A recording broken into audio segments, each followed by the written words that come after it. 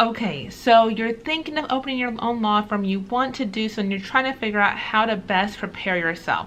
Let's talk about some of the things that you can do to start, maybe a few months before you actually open your own law firm. Maybe you're still working at a 9 to 5 at a big firm, mid firm, whatever it may be, and you want to start getting your ducks in order before you open your own law firm. We're going to go over those top 5 tips today. The first tip that I would give you, tip 1, is to start working on your website. So that was something that took quite a bit of time, and you want to really have a robust website. You just don't want just like one simple home page. You want your home page and your About You page and your services page and your FAQ. Get some videos on your website, get some blogs up there, really get it built out so you have that ready to go day one when you open your doors. So when I went out on my own, I opened my law firm March 1st, 2016 is my opening date, the date I will never forget. And but 6 months prior, I was working on my website. Now I first went to Wix because everybody was saying to use Wix and it's so amazing, and I'm sure it is. I could not figure it out for the life of me. Like, just when I got logged in and you see like your dashboard of all like your internal options, and it was too much. It was so overwhelming. I could not figure it out. And then I came across Squarespace, and I love Squarespace. It is so like click, drag, drop, like it is more my speed when it comes to technology. And it's like 120 bucks a month. I mean, a year. For the year, like 10 bucks a month. Great price. And they have beautiful websites, beautiful layouts. I would highly suggest going to Squarespace if you are doing it yourself. And I did it myself when I opened my own law firm. I did not have a bunch of money to spend. So I bought my domain from GoDaddy, which is where I bought my domain and my email account. So along the same lines as your website, make sure you have an email address that is like tied to your domain. So like for me, like Dow Law Firm, so DAL Law Firm, those are my initials, that's what I went with. And so my email is darcel@Dow Law Firm. Don't do like dowlawfirm@gmail.com. Like, do not use, please, okay? Pay for the domain, pay for the email address, and then check out Squarespace, and then like you copy and paste a link from GoDaddy into Squarespace so they can talk to each other. It's beautiful, it happens magically, and it's all connected, and you build out your website. You keep it in like a private mode while you're building it until it's actually ready and until you've told your job that you're leaving, right? So we don't want anyone to find it beforehand. But one of the top things to do when you're kind of in the planning stages to open your own law firm is get your website up and running. Okay, tip number 2, the lighting is really bad in my office. It's very yellow, but you're not here for my lighting. You are here for what we're here to talk about, which is the top 5 tips if you want to open your own law firm. So let's get into tip number 2. And that's to get your content together, because let me tell you, when you open your own doors and your phone starts ringing and you're doing illegal work and you're running the business and you're trying to figure out your P&Ls and your all the things that come along with opening a law firm, the one thing that's going to fall off of your plate is creating your content.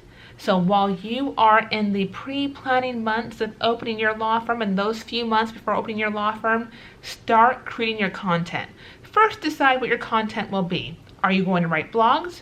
Are you going to make YouTube videos? And the answer to that is yes. Yes, you're going to create YouTube videos because there are so few lawyers, and I'm sure in your area, there's very few lawyers who are making YouTube videos. That's why you're going to do it. It is free. It costs you your time, but you don't have to pay for it, and that's some of the best marketing you can do because it allows your potential client to feel like they've already gotten to know you before they even met you. And so your first best referral source is going to be, your first best client, is going to be someone who's referred to you by someone that they know, like, and trust. But if you've got someone contacting you just from Google, they're just searching online, if they have found your videos and they've watched your videos and they've gotten to know you, they're already going to have that connection to you and want to work with you before they've even talked to you. I can tell you this from experience. I've been making YouTube videos for my law firm page, for Dow Law Firm, for a year and a half. And I don't do it because I'm going to monetize that page. I'm going to make a bunch of money. That's not what's happening, okay? But I'll tell you what is happening. First of all, I have video content for my website. On my home page, I have videos. I have done some interviews on our local news station, so those are highlighted on my home page. But in my FAQs, on my bankruptcy pages, my real estate pages, my estate planning pages, there are video clips of me talking about that. And that's so much more powerful than just words on your website. So if you're trying to decide what to do for content, let YouTube be your first choice. So we got blogs, we got videos, social media content. Are you going to write newsletters? Whatever you're going to do for your content, start writing that now. If it's going to be a newsletter, create that template, figure out what you're going to talk about in your first few newsletters. If you're going to write blogs, get a bunch of blogs written so you don't have to worry about posting or writing any new blogs in your first 6 months, year, whatever the time frame may be. Get those written. If you're going to make videos, start recording them now while you are in the planning phases to open your law firm. I promise you, you will thank yourself in the future that you already did this work, because you have the time to do that now before you open your law firm. Even if you're working a 9-to-5 job, you have the time now to do those videos, to create that content, whatever that content may be. When you open your law firm and you have hit the ground running, you don't want to be bogged down by creating content for your law firm page. So that is tip number 2. Start creating your content for your law firm now before you open your law firm. Okay, so here we are with tip number 3, which is figuring out your business plan. And I know it's just like business plan, total just like not exciting, not sexy at all. But you want to have kind of a plan in place and kind of know what direction you're heading in when it comes to opening your law firm. Now, we don't need anything super detailed. We're not applying for a loan because we're not getting a loan to open our own law firm. We've already covered that, and so we don't need a loan. We don't need that much money, but you want to kind of know what direction you're going, and then as you make decisions in your law firm, you want to make sure that they're consistent with whatever your business plan is. So just some bare bones. What are your practice areas?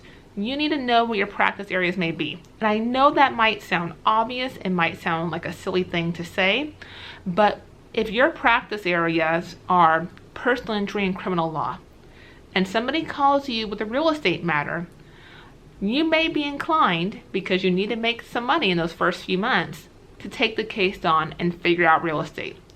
But that is not what your practice areas are. Do not take on other practice areas. Do not become a general practitioner. Do not become a jack of all trades.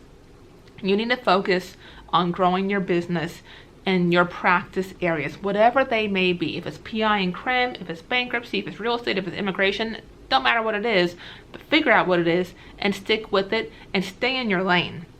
And so you want to have attorneys that you can refer things to that are outside of the scope of your practice. And so having those referrals, on hand and establishing those relationships with other attorneys that have those referrals to send to will come back tenfold to you, I will say first. But also you want to keep your focus on what it is that you want to be known for, whatever your niche is, that's what you want to stick to. And so if somebody comes to you with an issue that is outside of your scope, as hard as it will be, especially in those first few months, in that first year, to turn that business away, you need to turn it away. We're also going to be covering in your business plan your fees. How much are you going to charge for things? Are you doing hourly? Are you doing contingent? Are you doing flat fee? I hope you are not doing hourly. I really hope you are doing at least flat fee or contingency. I will share some other videos below kind of talking about that and why. I am primarily flat fees. I really don't do any contingency work really. So you want to figure out what your fees are going to be and kind of figure out what the range will be. What are you going to charge for the different things that you're going to be doing? Next, your office space. Are you going to be virtual? Are you going to have a brick and mortar? Are you going to be hybrid? I'm hybrid. I have a full home office, but I also have this physical office space here, which has terrible lighting. Again, I know, but I actually enjoy having a brick and mortar. And also with my practice areas, I do estate planning and probate. We need things, certain documents need to have wet signatures. We can't just do e-signing for a lot of things. And a lot of my clients like knowing that I have a real office space and that I'm a real attorney. And not saying that if you're going virtual that you're not a real attorney, but in clients' minds, the perception that they have, a lot of times that they want an attorney where they have a physical space that they can actually go to. That's just my experience and my practice areas. Other practice areas can have a totally different experience, so I can't speak to them all or to all attorneys, of course, but that's my experience, and I like having the office as well, besides just the home office. I get a lot more done. I'm much more efficient at my office that's away from my home office. Also, what's the vision for your law firm? Why are you doing what you do? Why did you pick the practice areas that you picked? Understanding your why, knowing your vision will help you and help to guide you as you go through this process, and again, identify what clients you do want to work with and what clients you don't want to work with. Taking us into your target client. Who is your ideal client? You need to figure out what that person looks like. For me, for my estate planning practice, as younger professionals with minor children, that is my ideal client. For bankruptcy, it's a homeowner who's facing foreclosure who wants to save their home. You can have more than one ideal client, and especially if you have more than one practice area. Like for me, I do bankruptcy, real estate, and estate planning, and so I will have a different ideal client for my different practice areas. And then what's your marketing plan? In our last tip, we talked about some creating content, but what is your marketing plan going to look like? Don't spend a bunch of money on a marketing plan. I can tell you that. We're not going to open our law firm and spend a bunch of money, but you're going to have to put the time in, and you're going to have to create that content. You're going to have to create those relationships. You're going to have to do the work and grind. But it certainly is possible, and you can do hard things, right? If you're here, if you got through law school and you've had a job, you're an attorney. If you're like me, you're a lawyer and a mom and a spouse and all the things. So you can do hard things. You can market your law firm. You can build business for yourself, but you want to have a plan. You want to figure out what you're going to do and how you're going to do it. All right, let's get into our next tip. All right, that brings us to tip number 4, which is to save some money. It may seem like a no-brainer, but let's talk about how much money, because sometimes I hear people who think that they need to have, all this money in the bank to open a law firm, and absolutely not. If you are doing it anything like I did it, I think I saved about $2,500. Like that was it. I had $2,500 and the belief that I could do it and that I could invest in myself and that I would figure out how to make some money. I will add a caveat to that I have been practicing law for about 7 years when I opened my own law firm in 2016. And so I've been doing that for 6 years, and now I'm about 13 years in. So with that being said, I already had a network of referral sources and past clients. I had an online presence, and so I had done some of the groundwork in those first 7 years to set myself up to be able to open my own law firm. Now, that was never my plan. I did not go to law school and graduate law school thinking that I would open my own law firm. That was never the plan. But life happens, and that's kind of the course that I found myself on. So you don't need a bunch of money. Don't take out a loan to open a law firm. Don't open a law firm with debt. So I had about $2,500, in the bank that I had put away, and I paid my first month's rent. I paid my malpractice premium. I think I actually paid that in installments my first year. And some small costs, and I talked about the cost to open a law firm, so I will make sure I link that below for you. But you don't need a lot of money, but you do want to have a plan. You do want to know what the numbers look like. You do want to know how much you're going to be spending on things that first month, and you have to know that you may not take a paycheck right away. So I think I was able to pay myself probably the second month after opening my law firm. And so, I was very fortunate. But again, I had done the groundwork and I had built relationships and connections so that when I opened my own law firm, I already had people who knew me. I already had people referring to me. So that's something that I did have in place when I went out on my own. So, okay, that's it for tip number 4. Let's get into the next one. Okay, so here we are. Last tip. If you made it this far, thank you. I hope you're finding this helpful. I hope you're finding this motivating for you to want to open your own law firm. So let's get into my last tip. Identify your top 20. Well, Darcel, what the hell is a top 20? Let me tell you. You want to identify the top 20 people who are going to help you when you open your law firm. Who are the top 20 people that you do know or you want to know? Whether it's for referrals, for relationships, for mentors, whatever it may be, identify those top 20 people who are going to help you get you to where you want to go. So certainly mentors. If you don't have a mentor, that's where you need to start. A small firm mentor, a mentor for your practice areas, someone to pick up the phone and just bitch with about what's going on. I have plenty of those other mama lawyers that I can call and they understand my pain when I call them to bitch about whatever is going on, right? Whether it's in the law firm, whether it's home life, mom life, all the things. Having someone who understands and has your back is amazing. But just beyond that, I have other attorneys who opened their law firms before I did. And as I deal with things, I've been an attorney for 13 years. I've owned my own law firm for 6 years. But there's a whole lot of things that I don't know. And I don't want to reinvent the wheel. And neither do you. So having people you can pick up the phone and call and say, hey, how do I deal with this? How do I handle that? How do I handle this difficult client? How do I fire this client?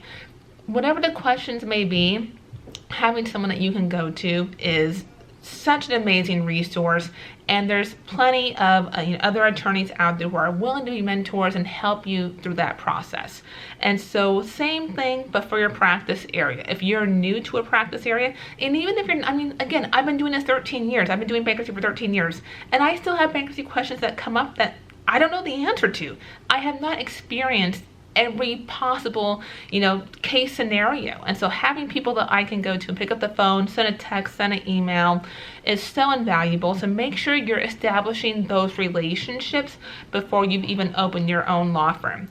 Besides just this one-on-one relationships, you want to identify what are some groups that you want to be a part of. What are some lawyer groups that you want to be a part of? So I have other groups, from our state bar, our county bar, for solo and small practice lawyers, for real estate lawyers, for bankruptcy lawyers.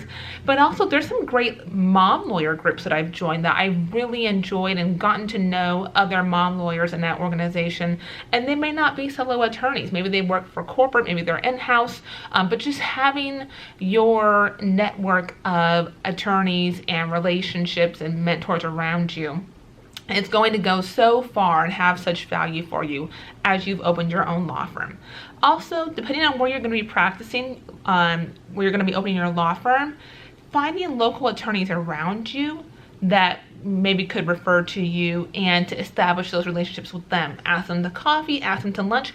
Actually get to know them because you want to get to know them, not because you just want to get a referral from them, right? You want to actually have a relationship because as an attorney myself, if I have a client who comes to me and they have an issue that I can't help them with, I want to make sure I'm referring them to another attorney who I know and like and trust, because that's a reflection on me. If my client is unhappy with that attorney that I referred to, maybe there's a personal injury issue. If they're unhappy with that personal injury attorney, they're going to come back to me. It's going to look bad on me. So you want to make sure you're establishing real relationships with other attorneys, and that will turn into referrals for you and for you to give them business as well in the future. It's a two-way street. Referrals is just not a one-way street. And then find the attorneys who are doing what you want to do and reach out to them. I mean, I will say myself, I've had many meetings with new attorneys who are looking to open their own law firm. They want to do bankruptcy, they want to do real estate or estate planning or whatever it is that I do that they want to do, who've reached out to me. And I'm always willing to pick up the phone, to have a chat, to have coffee, to have lunch. So figure out who's around you doing what you want to do and get to know them on a genuine level though, not just because you want referrals. So that wraps us up for my top 5 things to do before opening your law firm. These are things that you can do, some groundwork, your foundation that you can work to establish while you're working to open your law firm. These are the things that you can do before your actual opening date. So hopefully you found this helpful. Make sure you give it a like. I would love for you to subscribe, and I'll see you in the next video.